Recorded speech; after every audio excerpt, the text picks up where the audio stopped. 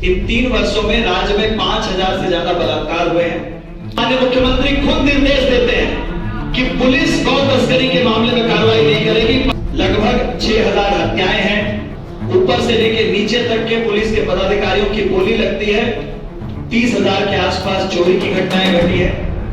साहेबगंज में 1100 करोड़ से ज्यादा का इलीगल माइनिंग का मामला बन रहा है और लगभग 4500 अपहरण के मामले हैं। तो सिर्फ बालू की जो तस्करी हो रही है वो 100 करोड़ से ज्यादा का व्यापार वो बन चुका है। और तो और पशुपालन विभाग में कुछ दिनों पहले एक मरे हुए अफसर का ही ट्रांसफर कर दिया गया।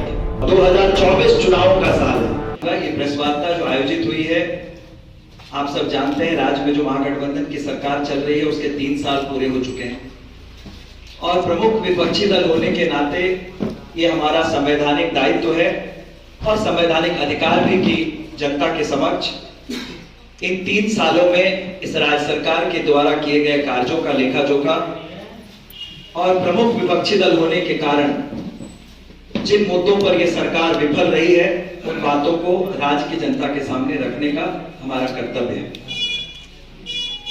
मैं शुरुआत करना चाहूंगा, हर राज्य या देश के विकास का जो पैमाना होता है उसका सबसे बड़ा मापदंड होता है वहां की कानून व्यवस्था, लॉ एंड ऑर्डर।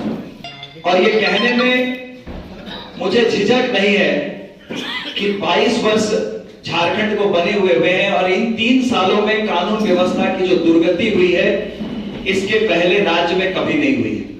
और मैं इसे इसलिए नहीं कहता हूं, मेरे पास वो आंकड़े हैं जो मैं आपके संज्ञान में लाना चाहता हूं। विशेष तौर पर अपराध के जो आंकड़े हैं, इन 3 वर्षों में राज्य में 5000 से ज्यादा बलात्कार हुए हैं।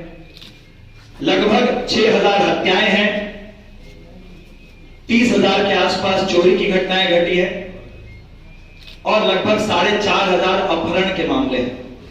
और झारखंड हत्या के मामले में पूरे देश में 4.1% के साथ अव्वल दर्जे का राज्य बना है। हत्या की जो दर है, ऐसे कई आंकड़े हैं, मैं आंकड़ों में आपको उलझाना नहीं चाहता हूं, लेकिन जो माहौल है आज राज्य में लॉ एंड ऑर्डर को लेकर, जिस नेतरहाट में पर्यटक आने लगे थे, जिस दलमा में पर्यटक आने लगे थे, जिस राज्य में बड़े बड़े उद्योगपतियों ने उद्योग की संभावनाएं तलाश करनी शुरू की थी, आज ना केवल वो वापस हो गए हैं बल्कि जो भय का वातावरण बना है उसके कारण आने वाले समय में भी इस स्थिति में कोई परिवर्तन होता नहीं दिखता है। आप लोग आईपीएल देखते हैं, झारखंड में जेपीएल चलती है, झारखंड पुलिस लीग। बोकारो की एसपी, जमशेदपुर के एसपी, ऐसे जितने भी बड़े जिले हैं, यहां पर पुलिस के जो पदाधिकारियों की पदस्थापन होता है उसमें बोली लगती है। ऊपर से लेकर नीचे तक के पुलिस के पदाधिकारियों की बोली लगती है और जो निर्णय होता है बोली लगने में, जैसा आईपीएल होता है उस तरह से पोस्टिंग होती है। जब पदाधिकारी सरकार में बैठे लोगों को पैसे देकर अपनी पोस्टिंग कराएंगे, आप उनसे कानून व्यवस्था को ठीक करने की जिम्मेदारी की उम्मीद नहीं कर सकते। और इसका मुख्य कारण है कि सरकारी संरक्षण में जो अपराध हो रहा है। आपने देखा पिछले दिनों दुमका की जो घटना थी, जब वो बच्ची मारी गई, उस डीएसपी पर आरोप लगे कि उन्होंने गलत एफआईआर बनाई है, उसका उम्र तक बदल दिया है, लेकिन उसी डीएसपी से राज्य सरकार जांच करवाती है। ये मैं बस चंद उदाहरण आपके सामने रख रहा हूं, बाकी जो पूरी तस्वीर है उसे बयान करने जाए तो कई दिन लग जाएंगे। इसका मुख्य कारण है राज्य के सरकार में बैठे लोगों को तनिक भी एहसास नहीं है कि जिस अपराधी किस्म के पुलिसकर्मी की वो पोस्टिंग कर रहे हैं, कल वो अपराध जब होगा तो राज्य सरकार की छवि खराब होगी, और वही हो रहा है।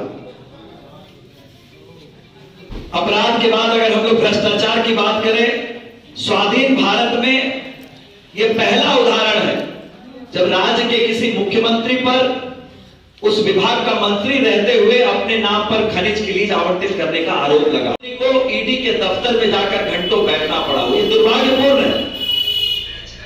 और जब लोग आरोप लगाते हैं कि ईडी कार्रवाई कर रही है राजनीतिक प्रतिशोध की भावना के साथ, तो आपके सामने तमाम आंकड़े हैं।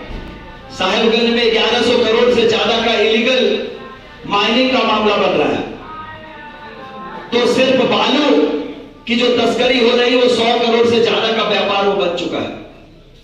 गौ तस्करी की बात करें, मैं जिस क्षेत्र का प्रतिनिधित्व करता हूं उस क्षेत्र से बंगाल और अन्य जो सीमावर्ती जिले हैं उनके माध्यम से जो गौ तस्करी का खेल चल रहा है ये आपसे छुपा नहीं है।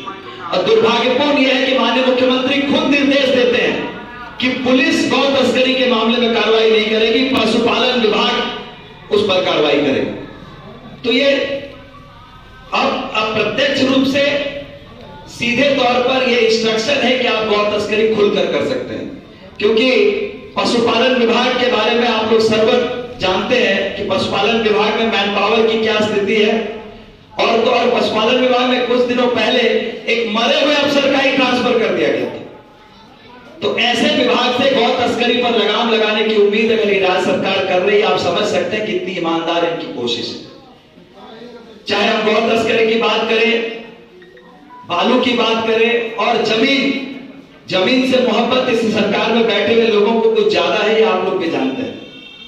और ये जमीन का ही खेल है कि अन्य लोगों की तो बात छोड़ते, सेना की एक जमीन को, जिस जमीन की रजिस्ट्री की कीमत 100 करोड़ होनी चाहिए थी, उसे सिर्फ 7 करोड़ रुपए में रांची में रजिस्ट्री कर दिया गया।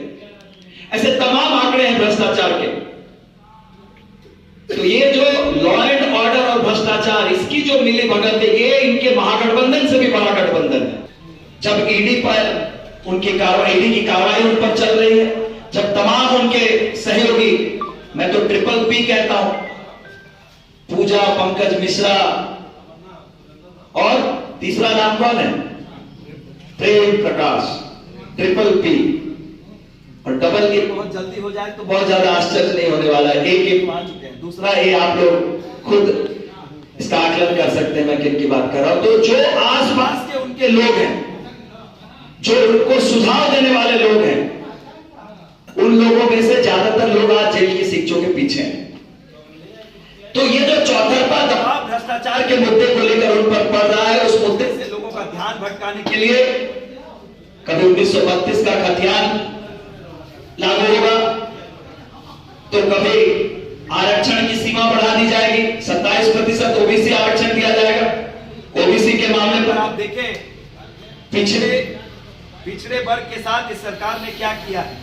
कोर्ट में जब जाएगा ये मामला तो न्यायालय उस पर निर्णय लेगा, लेकिन उस आरक्षण को सुनिश्चित करने के लिए जो ट्रिपल टेस्ट कमेटी होती है, आज तक उसका गठन इस राज्य सरकार ने नहीं किया है। जो तमाम निकाय के चुनाव है उसमें ओबीसी को रिजर्वेशन नहीं दिया गया है। और सिर्फ जातियों को लड़ाने के लिए रांची में जिस तरह का आरक्षण बदला गया, उसका प्रावधान बदला गया, जो तमाम चीजें की जा रही हैं सिर्फ यहां लोगों को आपस का द्वेष बढ़वाने के लिए। आप देखिए, जो टीएसी के गठन होता है, राज्यपाल महोदय का संवैधानिक अधिकार है, उनसे परामर्श कर ही टीएसी का गठन होना चाहिए, जो नहीं किया गया, जिस पर राज्यपाल भवन ने इस पर आपत्ति भी जताई।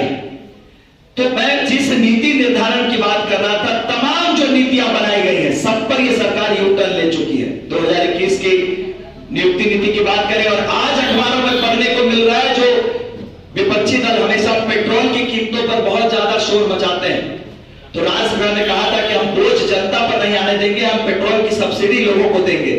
आपकी जानकारी के लिए वो योजना भी अब आधिकारिक तौर पर फेल हो चुकी है।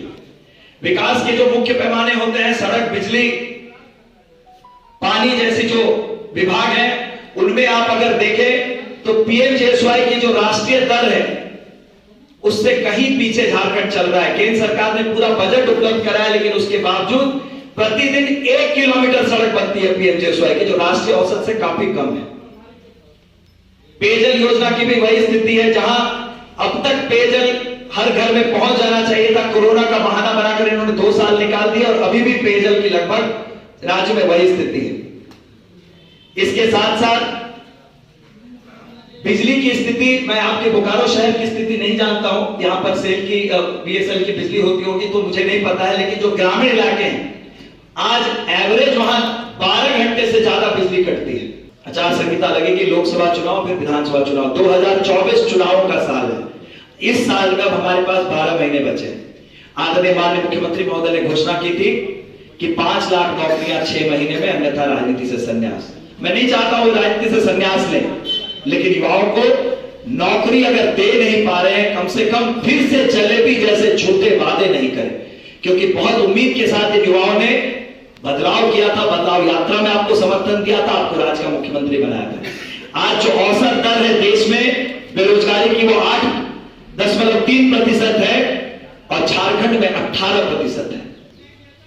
5 लाख नौकरियां तो छोड़ दीजिए, आप माननीय मुख्यमंत्री खुद कह रहे हैं आप लोग बकरी पालो, मुर्गी पालो, अंडे बेचो, ये भी कोई खराब काम नहीं है, मैं इसे खराब काम नहीं मानता। लेकिन जो युवा अपनी जमीन बेचकर अपनी मां के गहने रखकर अगर उसने शिक्षा प्राप्त की है तो उसने अंडे बेचने के लिए और मुर्गी पालने के लिए शिक्षा नहीं ली है। आज शिक्षकों के हजारों पद खाली हैं, उस पर नियुक्तियां नहीं हो रही। नियुक्ति नीति के अभाव में 3 साल चले गए, नियुक्ति वर्ष घोषित हुआ था 2021, 2023 आ गया है, कहां है नियुक्तियां? लेकिन नियुक्ति हो रही है तो 1 नहीं 5 ऐसे सेक्टर्स है जिस पर बहुत नियुक्तियां हो रही है और राजस्व भी राज्य सरकार का पूरा आ रहा है। सबसे पहला अपहरण, दूसरा ब्राउन शुगर और ड्रग्स का कारोबार। जमशेदपुर तो कैपिटल बन चुका है, आपके यहां क्या स्थिति है मैं नहीं जानता हूं, लेकिन पूरे राज्य में ड्रग्स का कारोबार फल फूल रहा है।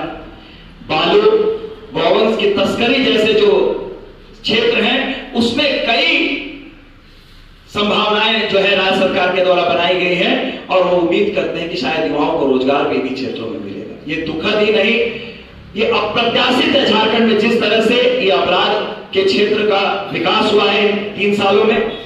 और एक उद्योग है जहां पर राज्य सरकार को मोटी रकम आ रही है, वो है ट्रांसफर पोस्टिंग। मैंने पहले जिक्र किया जब झारखंड पुलिस लीग का, कोई विभाग नहीं छूटा है। यहां किसी सचिव को फोन कीजिएगा, अगर 7 दिन बाद फोन करते हैं तो पूछना पड़ता है आप अभी भी